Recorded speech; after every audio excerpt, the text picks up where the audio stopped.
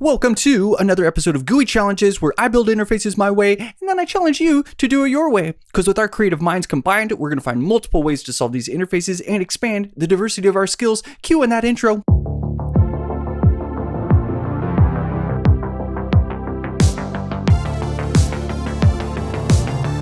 Today we are building a switch component, which sounds so simple. I mean, it is the smallest component that I think we've built on GUI Challenges so far, and ironically, it has the most compacted amount of nested complexity, from CSS complexity to JavaScript complexity to state complexity. It was packed with all of these nested things I wanted to build. So let me try to break these down one by one and show you what I built. First off, I built mine on top of a checkbox. So if I hit Command-Shift-I and just pop open the DevTools and look at this element here, it looks like a label. So I've bundled the label and the input checkbox, which is being the switch, together. So there's no ambiguity between like what label and which switch is there. And I've even given them the for and the ID here. So there's like an explicit relationship between their attributes and a relationship in the way that they're nested. And that came in really handy for a couple of cool features, which we'll cover later. But it also meant I needed to be taking this checkbox very seriously. There's a lot of states and a lot of interactions and a whole API that comes with it that I need to tie into and make sure that it's working great. So let me close that out. So we have the default state. That's just like a checkbox can be checked or unchecked, right? If it's default, it's not checked. We have an indeterminate checkbox. So JavaScript can load and set a checkbox to an indeterminate state, of which it's like obviously not off or on. It's waiting for you to make a choice. And I just love how inviting that looks. I think it looks nice. Like here, on. Now it's on. Okay, so we have disabled off, disabled checked. We also have all of these in dark and light themes. And we have a vertical button that can go up and down. Additionally, to the states of a checkbox, there's a whole bunch of overrides. And we got the overrides mostly for free because of the way that I established the custom properties on this particular label element. So those are all the states. Let's cover some of the different ways that you can interact with this element. And to do that, let's go to the debugging corner. We've already seen me use the mouse to like hover and get an interaction. We can click on the label. We can click on an actual like thumbnail here and have it switch. So there's like lots of ways to click and use our mouse. But how about the keyboard? What does the keyboard do? Well, if I tab through, you can see that I get a nice little focus offset. So that's one style I put on there. And the spacebar button will toggle these. So by using a checkbox element, we're automatically a focusable element. And notice we're like, if we're disabled, we're not a focusable element. We're not in the focus in the tab tree. That's just so cool. So we got that for free, and we got the spacebar activation. But what about screen readers? What are screen readers going to see? So let me hit Command F5 and I'll show you. Voiceover on Safari. And I'm going to hit Tab to go to our next switch. Indeterminate on switch. That is exactly what it was. And notice it says it's a switch, not a checkbox. Default off switch. Default off switch. I'm going to turn off screen reader. Voiceover off. The way that we got that announcement as a switch instead of a checkbox is by putting the role equals switch on the element. And I go over this in the article a little bit more. Okay, so we've talked about mouse, we've talked about keyboard, we talked about screen reader, we need to talk about touch. So notice I have Safari in a tablet over here now. So we now have Firefox in the bottom left, Chrome here, Chrome on Android, iOS Safari, Mac OS Safari, and tablet Safari here. And I need these sometimes. The tablet layout is really important to me to get the feel and the layout right. And so I'm going to include that now in my debugging corner as one of these views that I want to be looking into my layouts and my interactions here. And what's nice about having an iPad here is I can demonstrate that it is indeed touch friendly to a pointer. Right, so we can use our pointer across Android and iOS. We can drag these nice ones here. Look at that. So lots of really great touch interactions. So we're not just building something for a mouse and maybe a keyboard. We're covering all of the different ways that someone's going to want to hit this switch and making sure that they get a nice experience. And while we're talking about some of these experiences with like a mouse, and like notice that the hover on, well here, let's go to the bigger screen here. Notice when I hover on a label, it like activates the appropriate switch. You can then hover on the switch, still see that hover feedback. What I wanted to show here though is if I hit Command Option I, right, if I'm clicking these, so if I hover, it scales up that animation, and if I click, it switches back and forth in a nice animation. But if I go here to reduced motion, reduce, and we might as well prefer color scheme light here while we're here.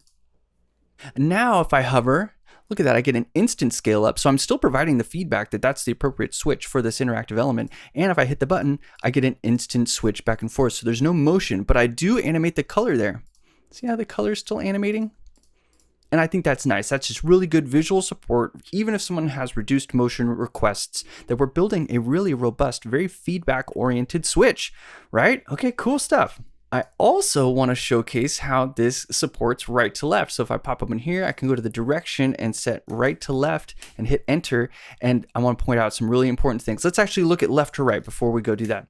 Notice in left to right, the off state is to the left. Oh, here, let me go take a reduced motion. Let's go, yeah, right here, yeah. The off state is on the left, which is inline start, and the on state, like the active state, is inline end. I made that the same thing in right to left. So in right to left, we can see that the inline start state is off and the inline end state is still on.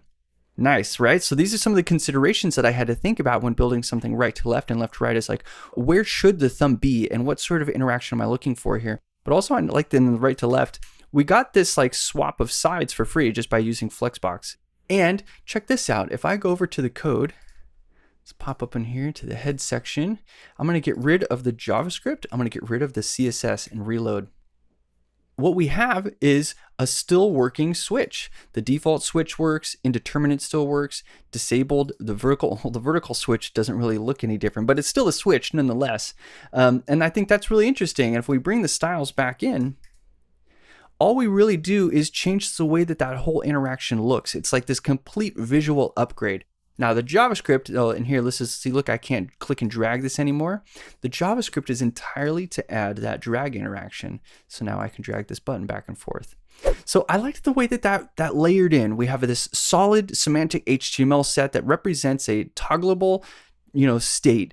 And then we can upgrade it with a CSS file. And if we want, we can bring in the JavaScript file again. So it's like a very resilient, very upgradable component that was all based on the fact that this markup was sturdy from the beginning. Another fun interaction here is, how did I do the vertical variant? So we have the variant vertical down here. So like switches don't always come in a vertical state. And this one, it ended up being kind of like half for free. It was like a really interesting thing. I was like, I wonder if I could support vertical just by like rotating it. So what we do, at least what I set up here, is we have a modifier class. Like if I pull open the class here, if I get rid of this vertical modifier, we can see that the vertical modifier class, when used with the GUI switch class, just changes the switch. Because we have scenarios down here where we're going to want like a vertical layout, but with a horizontal switch. And in this one, we wanted a vertical layout and a vertical switch. So let's check out. If we have that vertical class present, we'll bring down that class toggle UI. We'll come to the input, and I can see that there's a rotation being applied here. Let me pull this open so this rotation looks a little less scary. But what we're doing here is we're taking the rotation, which is, we want to do this on 90 degrees. So this is just like a kind of like a quarter turn, right? Of 1/4 of a turn. And we're multiplying it by a variable called is left or right. And we'll talk about that in a second, because that's how I handled right to left languages, using transforms, which don't have a logical value. Like we can't do, translate logical inline. That just doesn't exist yet. We only have X and Y. So I have to do that work myself. But what's cool here is that rotation was all that we needed to get that element totally working in a verticality. And if I go like here's an angle, right? Go to angle state, I can still drag and click my switch. I thought that was so cool. So I'm just using this rotation component, like go to another angle and rotate it and drag it around. And it's just so neat that this has no idea that even exists. So I'll go ahead and close that angle rotation up. I just thought that was neat that we achieved it with a rotation, and that rotation ended up persisting all of the interactions. And I didn't have to write anything different in my logic, especially for the drag. Like, look, I can drag at an angle. And I get that for free. I thought that was really neat. Well, I don't really get it for free. I got it because of my choice of my stack. So just a cool feature, a fun little demo to showcase that I can rotate and still make this entire thing interactive, which means you could have 45-degree angle switches if you want. I don't really know or care. And plus, hey, look, that one kind of looks cool like that, right? Looks nice. Okay, let's talk about a few of the layouts that we have in here. I'm going to go back to the dark theme. If you're wondering how I did the color theme, I have a color scheme episode in GUI challenges, and I definitely used all the techniques inside of there. So here's my HTML. You can see all of my colors here on the HTML, and then depending on like dark or light, I just set some of those colors. It's really, really straightforward, and it's a pattern I'm really having a lot of fun with. So let's talk about the layouts of these elements here. So we have a label. Well, here, let's check out this like default one, just the basic switch, and let's pull this out a little bit bigger here. Great. So here's our label. It only comes with a few styles. It comes with a display flex, align items center, which keeps all of them vertically centered, and space between by default with a little bit of gap. That means that we can even close this down. Like, look at this, if I crunch it, see how there's still a gap here?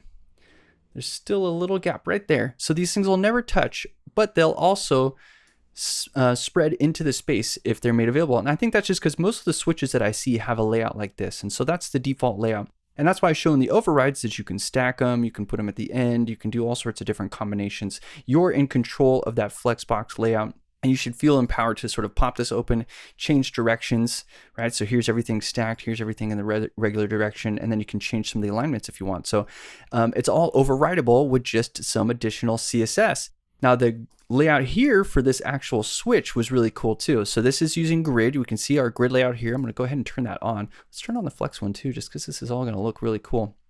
Flex, flex, flex, flex. Nice. Okay, so this grid layout, if we look closely over here, it's saying it's track, track. So I've called this input checkbox, which looks like a track. I've given it a grid layout that's called track, and the tracks are called track. I don't know if you're really following my funny little scenario here, but it looks like a track. They are tracks in grid, and then I called them tracks, and it just worked out really nice. And that grid layout, so it creates this single cell that then this before element, the pseudo element, can be on top of. So here's with grid area track. And that's really critical here because normally a pseudo element would need position absolute or something to sort of be on top of an element, right? And in HTML and CSS, things go below usually. They go the next block underneath. But to get something on top, I've used grid to find a cell, and then I have something claiming that cell that just so happens to be on the track. What's really cool about that too is that the position for checked and unchecked is 0% and 100% pretty much. Like this element is just fitting within the track, and the math got really easy because of this layout. So I thought the flex layout in combination with this grid layout made for a very modern, non-absolute positioned element solution that was really flexible and continued to look really nice and be really nice to work with. So that's how those two layouts worked. And of course, in the article, there's lots more CSS examples to go over. You can go check those out. It's a good time now to go over some of the overrides. So if I come down here to the overrides, I can look at just the inline HTML for a lot of these and describe how they're overriding what is in here. So we've got this one here, which is called custom active color. And we can look at the style here. This is an inline style called track active hot pink. And that's it. So you've overwritten one custom property that I passed down to all the logic, and we'll use that as the active color here. Kind of nice. Extra small is interesting. All I'm changing is the thumb size to 15 pixels. So I can make this smaller or larger, and this thing doesn't know or care. It's a very dynamic and adjustable element here. How small does it go? Oh, look, it turned into a square. That's funny. Okay, so 2 or 3 pixels is the smallest thumb you're gonna be able to get there. Can you still grab it here? If I make a 1 pixel thumb. Oh, that's so funny. I'm interacting with the world's tiniest switch. It's a switch and it's so tiny. Okay, anyway, let's make that something more reasonable. 15 pixels, great. The XL one, okay, just make a large thumb size. We have that one at 50 pixels. Here's a custom track size. So notice the track size is 8 rem, and the thumb is still taking its thumb size from whatever it needs to be from the custom property, but it all works out. So everything is calculated into dynamic here, and that makes that really nice that you can change the track size. I mean, if you want to whatever you want. By default, the track size is twice whatever the thumb size is. But again, it's overridable. You can also override this track padding, which I thought was kind of cool here. You get a very different looking button.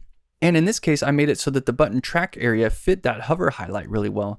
And that just kind of turned out cool. I like the way that that looked, and maybe that's the style that you want on your switch. You should be able to change that padding, right? Maybe there's no gutter around the edge. You want it to be edge to edge. Here's another one where we're kind of stacking it. So I'm changing the flex direction to column. I've given it a vertical gap here instead, a much smaller gap than what's default, and I flex align to start.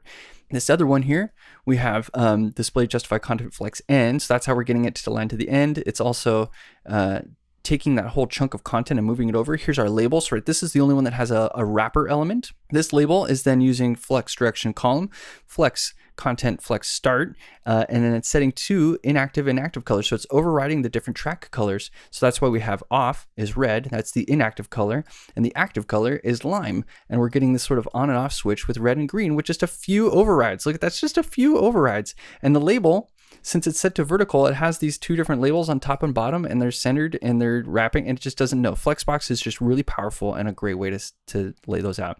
And this last one here, I went a little bit more heavy on the changes here. customizations. And look, I gave it a class called iOS Lite, and I tried to emulate something that was iOS-like, but I gave it some little bit more flair. Like if you see this like blue hover highlight, I thought that was really nice. So we have the blue active state and then the blue hover highlight. And I'm doing that all here where I'm changing the flex direction to column, right? Because we're getting a stacked label. The label's on top of the button.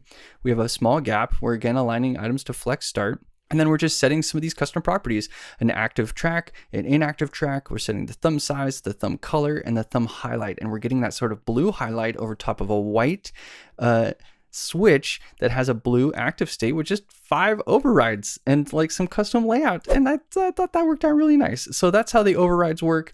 And that's how the HTML looks.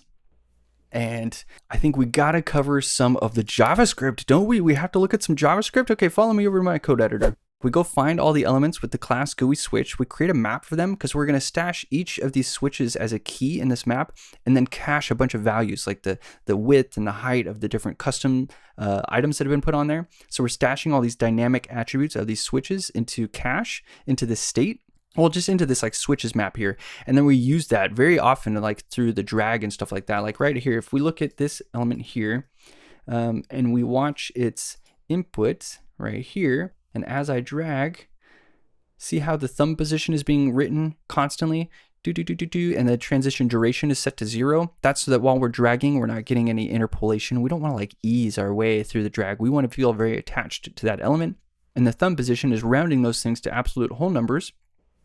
And we're keeping track a lot of this stuff per element by using that switch map that we're looking at right here. So this has a few events that are really interesting. We have drag init. So that's as soon as you click into the thumb, it will go create the listener for dragging. So it's a very dynamic drag. Not everything is waiting for dragging all the time. You have to sort of click in there first. Then we call the dragging event that's just going to watch your mouse move inside of that and outside of it, right? We can drag outside of it and inside of it here and pull way up top and let go, and it's still going to be on. And that's done down here. We have this window add event listener pointer up. So we have drag init, dragging, drag end, and that's the sort of core of what's happening. And then the sort of main crux of everything is when this script spins up, it's going to go through each of those elements. It's going to find their input, which is the checkbox inside of there. It's going to find the styles for the pseudo element, right? Because those are dynamic. They could have been customized through some overrides. We're going to go grab the padding off of that element as well. So even though that's a custom property, we need to go find those values because someone could have customized it. And we want the computed value too. We don't want 1 rem. We want something like 16 pixels. So then we add our event listeners for pointer down, pointer up, right? Here's drag init, drag end. We're looking for a checkbox listener to prevent bubbles. Like if someone's clicking on this checkbox, we don't want the label to also fire. And if the switch, which is the label, gets clicked, we're going to go handle that label click ourselves. And then here's where our map sets all of those cached values. We have our switches we set to this GUI switch. So this current switch that we're iterating on, here's a whole bunch of information to stash in memory about it. We want to know its thumb size, the padding, and then the bounds for the track, the lower bounds, the upper bounds, and then where's the middle. And we stash all that so that we can easily do computations during drag and don't have to ask for a bunch of expensive properties. Make sure to check out that article, and I hope you learned something new, and I hope you feel inspired by this switch. You should feel like you can go grab this switch and use it in any project that you want to, and I want to see what your switches look like, what's important to you in your switches, and I'll see you on the next GUI challenge, y'all. Take it easy.